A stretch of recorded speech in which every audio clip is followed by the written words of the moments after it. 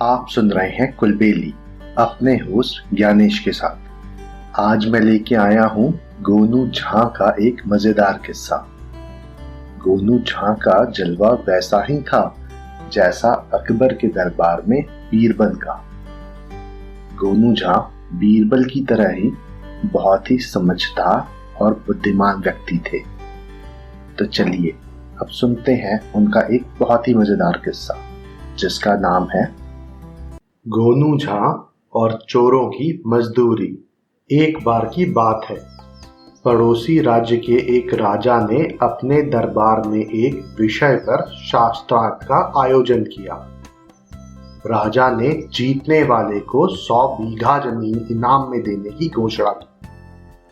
फिर क्या था, आसपास के हर गांव से शास्त्रार्थ के लिए विद्वान लोग राजा के दरबार में पहुंच रहे थे।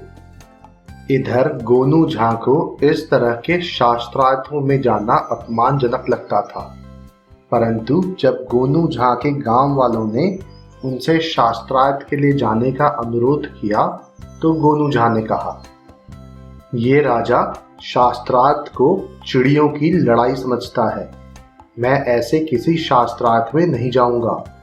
परंतु गांव वाले गोनू झां की बात मानने को तैयार ही नहीं हो रहे थे। उन्होंने गोनू झां की हार जीत को गांव के सम्मान से जोड़ दिया था। काफी मान मनौवल के बाद आखिरकार गांव वालों ने गोनू झां को शास्त्रार्थ के लिए तैयार कर ही लिया। राजा के दरबार में गोनू झां ने उस शास्त्रार्थ में सभी को पराजित कर दिया। आखिर परम विद्वान जो ठहरे।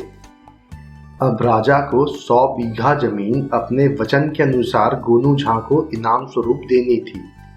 जब इनाम देने की बारी आई तो राजा के कुछ दरबारियों ने उनके कान भर दिए और दरबारियों के षड्यंत्र पढ़कर राजा ने वर्षों से बंजर पड़ी जमीन में से 100 बीघा जमीन गोनू झां को दान में दे दी। गोनू झां और उनके गांव वालों ने जब जमीन देखी तो उन्हें बहुत दुख हुआ। उस बंजर जमीन को खेती लायक बनाया तो जा सकता था, लेकिन समस्या ये थी कि कोई भी मजदूर उस जमीन में हाथ नहीं लगाना चाहता था। लेकिन गोनू झां बिल्कुल भी विचलित नहीं हुए। उन्होंने गांव वालों को समझाते हुए कहा, आप सभी चिंता मत कीजिए, 1-2 दिन में ही मैं इसका कोई अच्छा उपाय कर दूंगा। बस आप लोग आसपास के गांव में ये बात फैला दीजिए कि गोनू झां बहुत बड़ा शास्त्रार्थ जीत कर आए हैं और उन्हें बहुत बड़ा इनाम मिला है। गांव वालों ने गोनू झां के कहे अनुसार काम कर दिया। बात जंगल में आग की तरह चोरों के टोली तक पहुंच गई। गोनू झां स्वयं भी दिन भर घूम घूम कर अपने विजय की कथा और राजा द्वारा दिए गए मान सम्मान की बात फैलाते रहे। रात हुई तो गोनू झां घर पहुंचे। घर जाकर हाथ मुंह धोकर जैसे ही वो घर के अंदर आए कि उन्हें बगीचे में कुछ हलचल की आवाज सुनाई दी। वो समझ गए कि उनकी योजना सफल हो रही है और इनाम की खबर पाकर चोर आ गए हैं। वो अपने मन में कुछ सोच ही रहे थे, तभी उनकी पत्नी ने पूछा, 4 दिन से कहाँ गायब थे, कहाँ से घूमकर लौट रहे हो? गोनू झां ने जवाब दिया, अरे भाई पहले कुछ खाना पीना दीजिए, खाना लगाइए फिर बताता हूँ।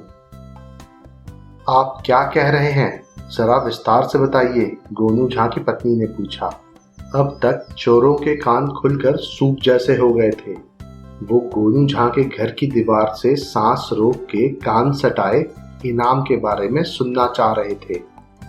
जब गोनू झां को तसल्ली हो गई कि चोर उनकी बातें ध्यान से सुन रहे हैं, तब उन्होंने अपनी पत्नी को घर की दीवार की तरफ ले जाकर फुसफुसाते हुए पूछा, आप तो जानती ही हैं, मैं हर बार शास्त्रार्थ जीत कर आता हूँ तो राजा महाराजा सोने चांदी की अशर्फी देकर भेजते हैं और उसके बाद चोर सेंध मारने के लिए ताक लगाए रहते हैं।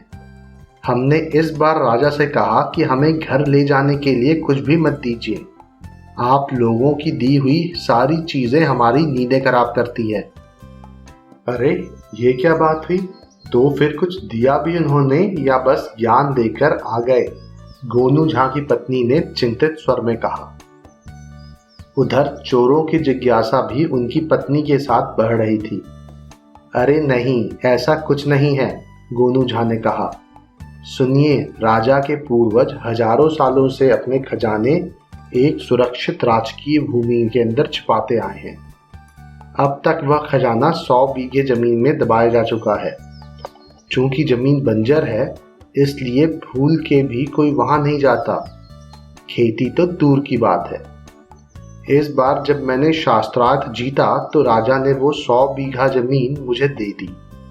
अब हमें जब भी जरूरत पड़ेगी तो 1 तोला सोना खजाना खोद कर ले आएंगे। अब समझिए कि हमारे आने वाली सारी पुश्तें आराम से घर बैठ के खाएंगी। पर वो जमीन है कहाँ? गोनू झा की पत्नी ने पूछा।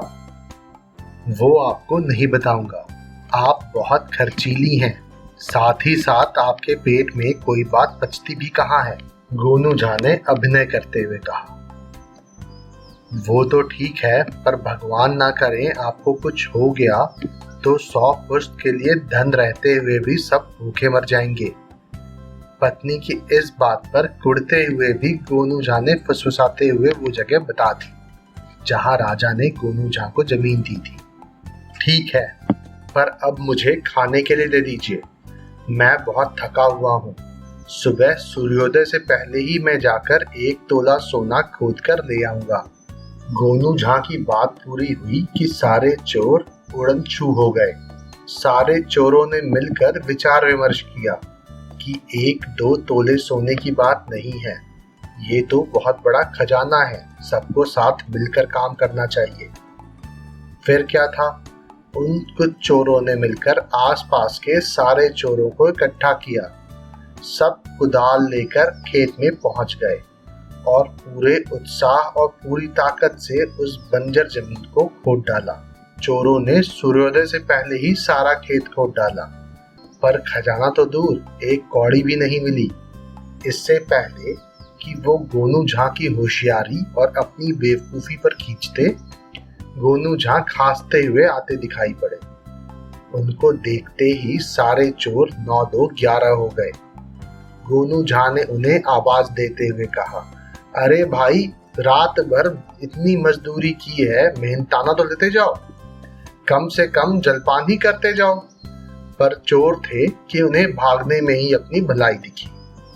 गोनू झा अपने साथ 7-8 मजदूर लेकर आए थे और उनके पास बीज था। उन्होंने पूरे खोदे हुए जमीन में बीज डाला। उस साल उनके घर में बहुत ही अच्छी खेती हुई।